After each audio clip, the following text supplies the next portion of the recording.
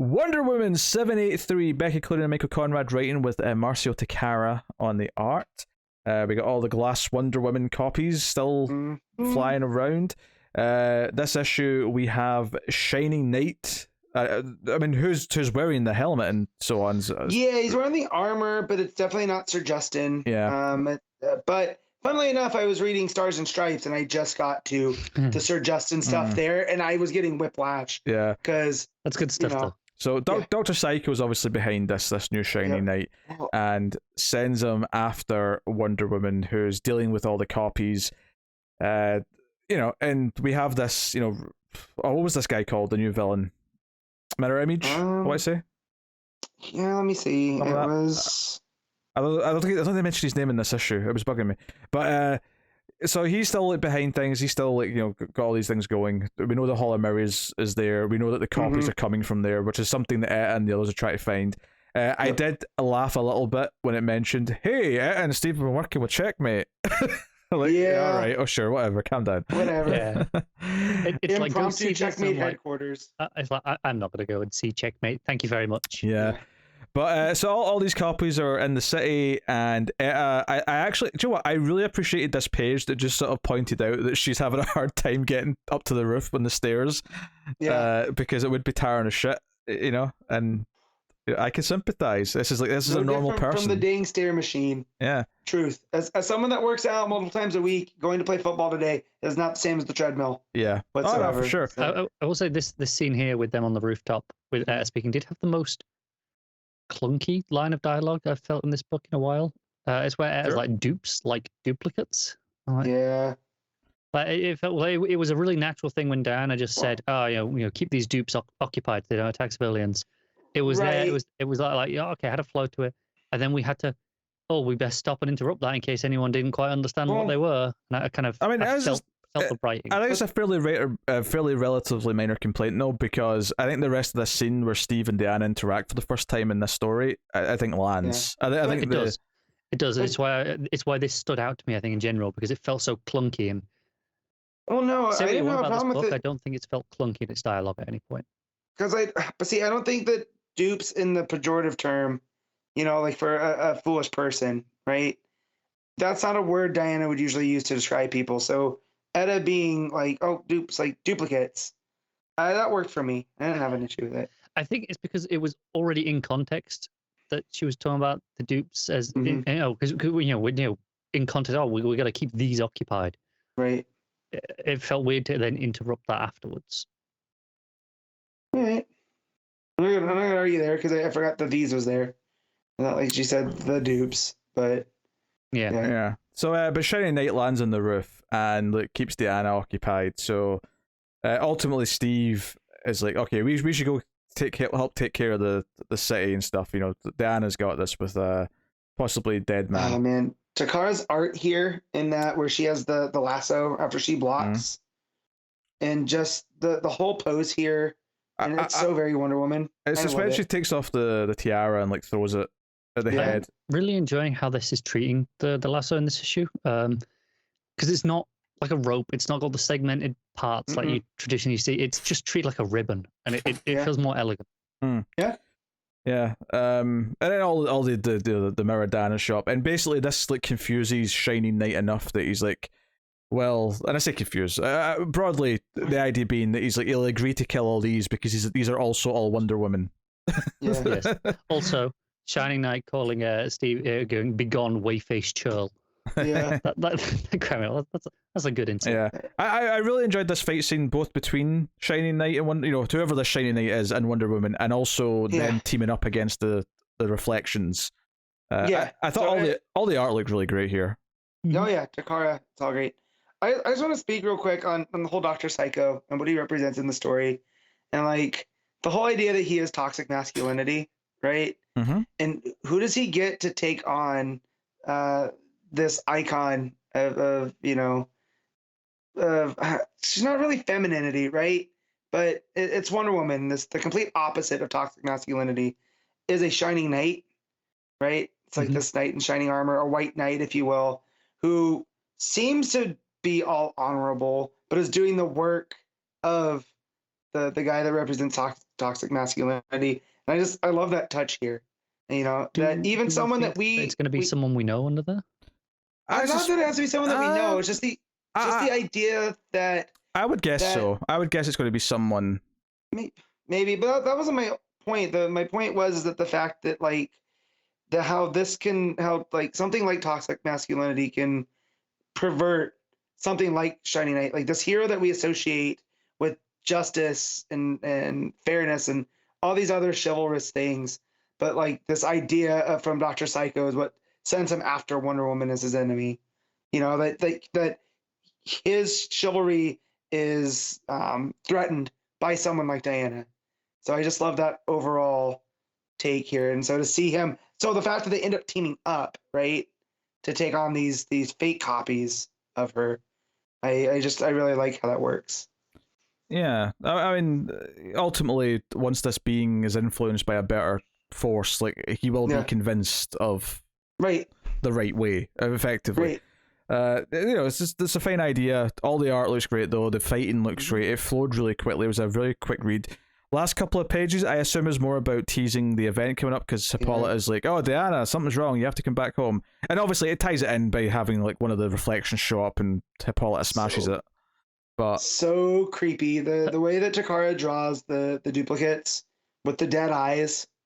Yeah, you know? It's the wide open eyes. It's also, at the end, something like I shall never die sounds pretty ominous. It's very selfish of her, that in a way that I don't traditionally assume she is.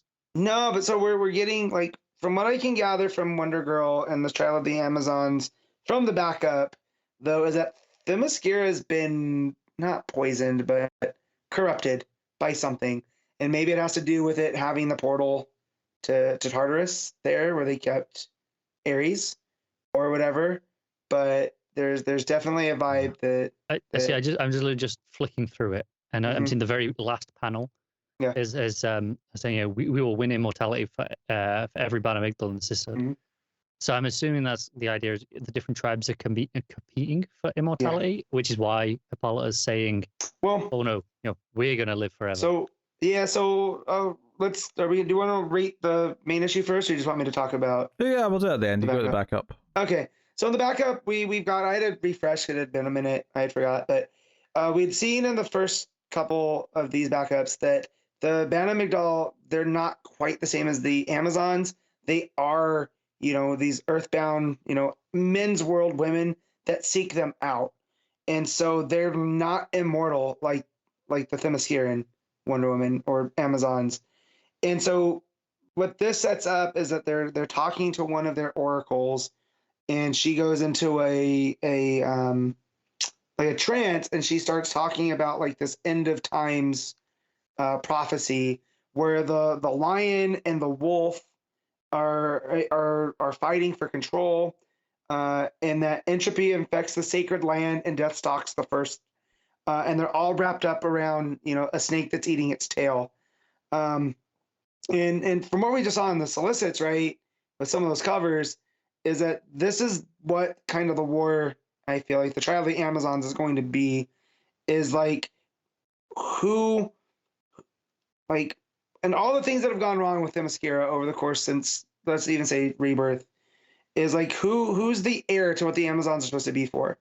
And that's what this gets to, is that the queen of the Banu Migdal are like, well, we're actually closest to what the original Amazons had intended, right? We're keeping the darkness of the man's world. We're a refuge for all the people that need us. While the Themyscirans sit, and sure, they were guarding Ares, but they have sat with immortality and do nothing with it. So it's almost like whatever this force is, it's breeding contempt between them, because they still feel like, from the last issue of this, the chimera that was sent, they fully believe that was the Themyscirans to get with them, and now you have the what are they? The Esquita, from the actual Amazon jungle in Brazil. So it's basically just them arguing about if the Themyscirians deserve their immortality, and that we sacrifice everything. We're the ones that should rule over them.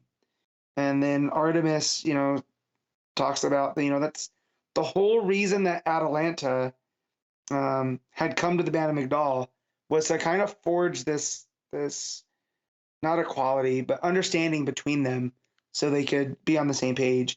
And it seems like they've gotten away from that. And that Atalanta is going to be like, well, we're going to win the doorway. We're going to take that over, and we're going to do it better than they did. So if that's what the Trial of the Amazons is going to be, like, at least that's interesting. It's not just almost change for change's sake. It's playing with this whole idea that the Themyscirians have really dropped the ball on everything that, when you think about what Wonder Woman's had to do, and almost the fact that she sacrificed herself and went to the afterlife and the sphere of the gods upset the balance of all the other Amazon tribes. And, something in there, and that's what it said with like the creeping entropy. There's something there almost that's corrupting the Themyscirians, which I also finally read the annual, which I forgot about. And I was looking for my Stars and Stripes. It was still sitting there to read. So I read that and was reminded of that weird dude who says that they were the original inhabitants of Themyscira. So I'm wondering where he and them, I forget their names though, where they play into all of this. But they seem to be juggling, at least through these two, like, because we're not reading Nubia. They seem to be balancing this all pretty well. And this, knowing what we have to look forward to now in Trial of the Amazon, I'm actually more excited for it. And seeing where the context is after this backup. That's good. I mean, I'll give the first issue of it a try and see how it feels. Yeah. Having not read, Nubia and some of these backups and stuff. But yeah, I mean, it could ultimately fall on its face, and I could be completely wrong. And we should get another Amazon's attack. I mean, to be fair, I did actually really like that annual issue and all the stuff it introduced. So yeah. And this seems to be playing off of that too. What's that? That annual issue that guy that set up. Yeah. There's no guarantee that'll be in Trial of the Amazons, though, right? No, it could be. It could be like Wonder Woman post that, I suppose. Yeah, it could be, but it definitely felt like the Themyscirians are hiding something from Diana, and so it almost as if she's going to defect from them. It's going to be because of what she learned in the annual. Maybe. So I remember when we read the annual, we thought that was setting up for this arc, right? Right. And then obviously that didn't happen. But I do wonder if it's still going to be something for the main book after Trial of the Amazons, or if it is just part of that story. Yeah, all right. Matt, what are you going to rate? You can rate both the main story and the backup. Yeah, I mean, they're both 7.5. They're both. I mean, Jakar's art really, especially for that main part. But, Connor? Yeah, I'm going to go with the 7.5 as well. And I think it is the art that drags it up that extra half point. Yeah, I actually was also thinking 7.5. It's basically, I really like the art. I think the moment with Diana and Steve meeting again works really well. I can't quite give it higher than that, just because, like, I'm enjoying the story well enough, but I wouldn't say it's as engaging as a storyline as some of these other books that we've been talking about. So I will say though, it feels like Clunan and Conrad are trying to forge their own version of Wonder Woman instead of retreading on stuff that we've seen so many times before, which is refreshing.